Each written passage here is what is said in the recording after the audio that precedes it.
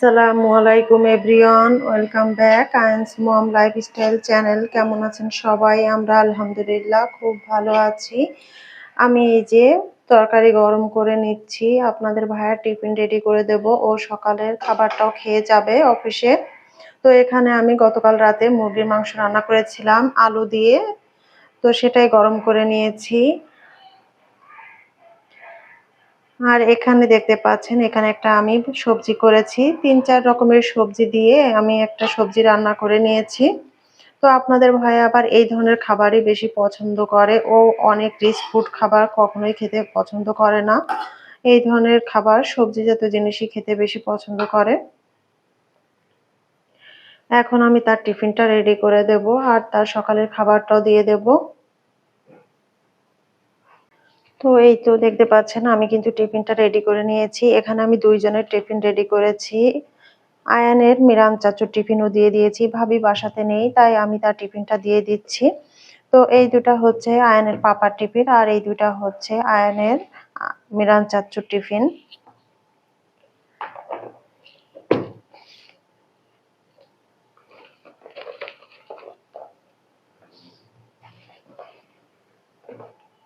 আয়ানের পাপা এই ব্যাগে করেই টিফিন নিয়ে যায়, তো আমি এখন টিফিনটা ব্যাগে রেডি করে দিচ্ছি। আমি ভাজিটা ভাতের সাইডেই দিয়ে দিয়েছি, কারণ আলাদা আলাদা করে দিলে না অনেকগুলা বক্স হয়ে যায়, যেটা নিতে এবং আনতে অনেক বেশি অসুবিধা হয়।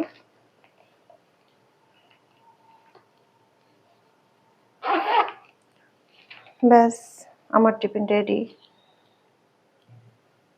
টিফিন রেডি করে চলে আসলাম এই যে ছোলা নিয়ে। এগুলো এখন আমি ভিজিয়ে রাখবো আর সন্ধ্যার সময় রান্না করব। এখন ভিজিয়ে রাখলে সন্ধ্যার সময় রান্না করতে সুবিধা হবে, আর ছোলাগুলো ফুলে অনেক বড় বড় হয়ে যাবে।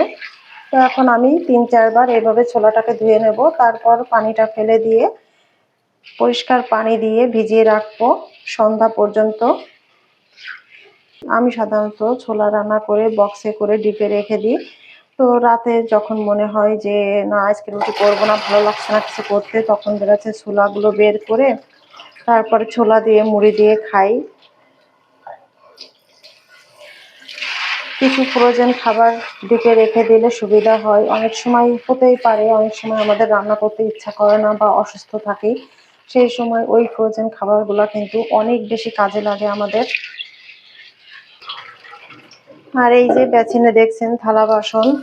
তো আয়নের পাপা একবারে খাওয়া দাওয়া করে অফিসের উদ্দেশ্যে রওনা দেওয়ার পর তারপর আমি থালা বাসন থেকে শুরু করে সংসারের টুকিটাকি কাজগুলা করে নেব।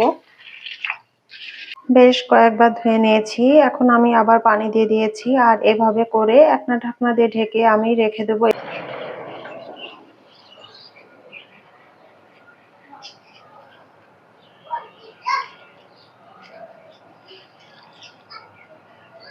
তো এখন আমি চলে আসছি গাছে পানি দেওয়ার জন্য।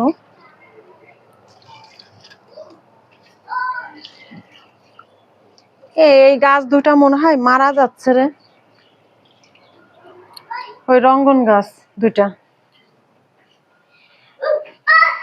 সে পাতা সব ঝরে যাচ্ছে।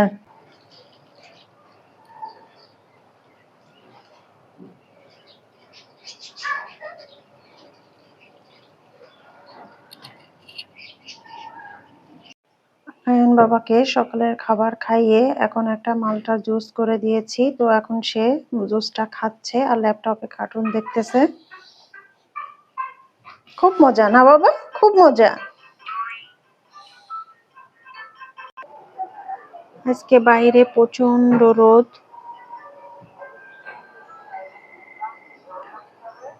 ঢাকা শহরে চারিদিকে শুধু বিল্ডিং আর বিল্ডিং, তাই না? যেদিকে তাকাই সেদিকে শুধু উঁচু উঁচু বিল্ডিং।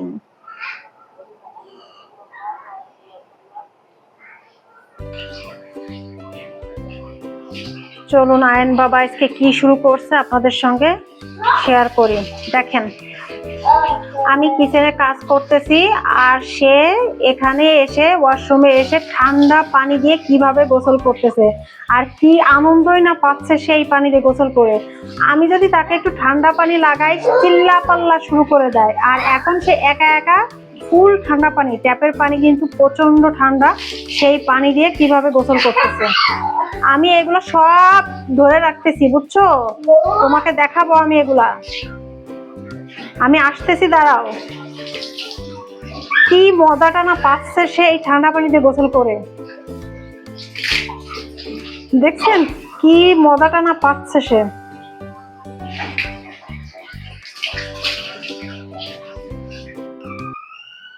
এখন সন্ধ্যার সময় আমি চা বানিয়ে নিচ্ছি, রং চা বানিয়ে নিচ্ছি।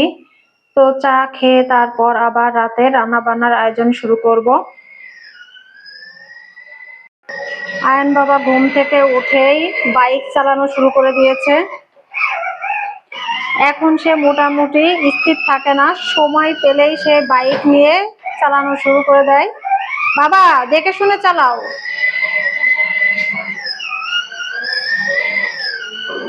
আয়ন বাবু দেখে শুনে চালাও বাবু।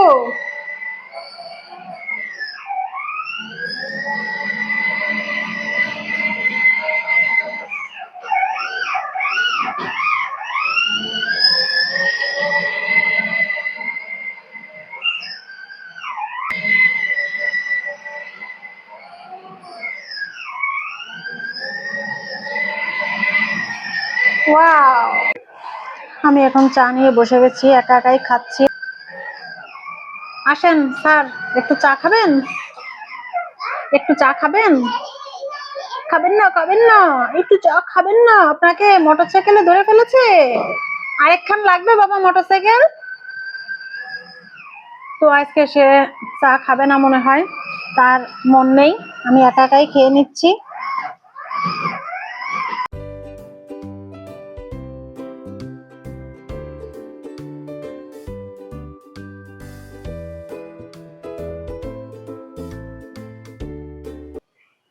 তো এই যে দেখুন, আমি ছোলাটা কিন্তু সিদ্ধ করে নিয়েছি প্রেসার কুকারে।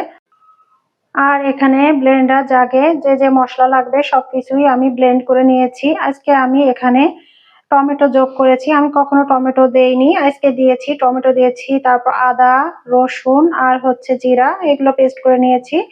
আর এখানে কাঁচা মরিচ কুচি করে নিয়েছি, আর পেঁয়াজ কুচি করে নিয়েছি। তো এখন আমি রান্না বান্না শুরু করে দেব।